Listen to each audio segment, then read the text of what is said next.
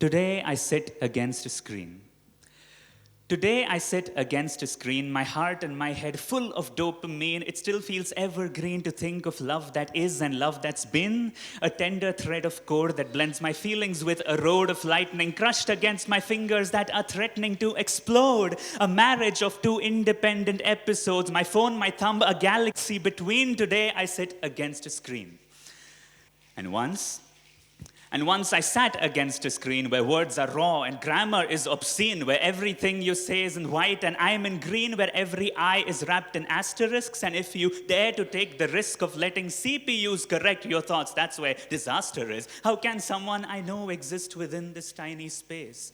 How can a bunch of wires leave a decent aftertaste? How can I sculpt a person out of two dimensions? How can my affection travel through a cable and be clean? I sat against a screen. For every sentiment that's spoken, there are wounds that splinter open. Token versions of emotions line my lung like acidic solutions. Every time I cough or cry, I feel like I release a filter to the sky. I wonder why I choose to pour my deepest sigh within this dry abyss that manufactured kisses falsify. I think about my mom and dad who chose to keep their love alive through darkest tide. Has that love died?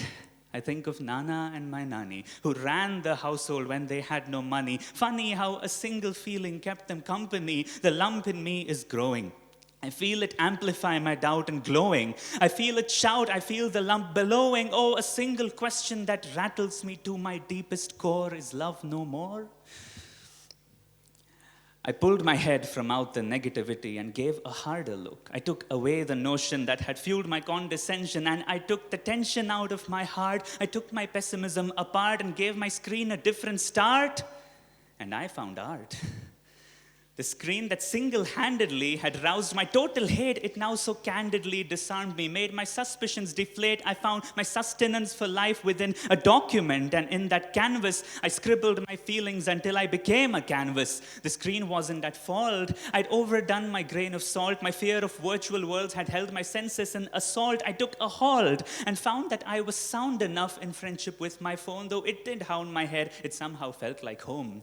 I wrapped a spectrum in a binary, and then this kind of me decided that he'd found his writing corner finally. Oh, my words became a symphony of feelings that turned into tender works of art. I let it play its part and saw what being with it could mean.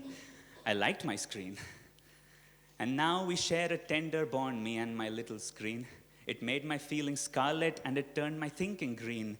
I found someone who gave me love, someone who celebrated who I was, and if I'd not been friends with screen, that would have never come to cross. Through love and separation, through joy and disintegration, I have been through each sensation as if it were in procession right in front of my eyes. I've laughed my laughs and wept my cries and even cursed at how quick it was to forge a deep connection, and sometimes the cost of staying in touch has been too much to bear, like tearing me into a million fragments everywhere. Sometimes I think of mom and dad again, and Nana Nani pop into my head with love that feels distinctly rare, but I don't care. The goddess I'm in love with now, she's not in town today. The friends I hold the closest soon will walk their chosen way. Though friendship with this breed is not the easiest deed, I need to laugh, I need to love, I need to live my fucking dream.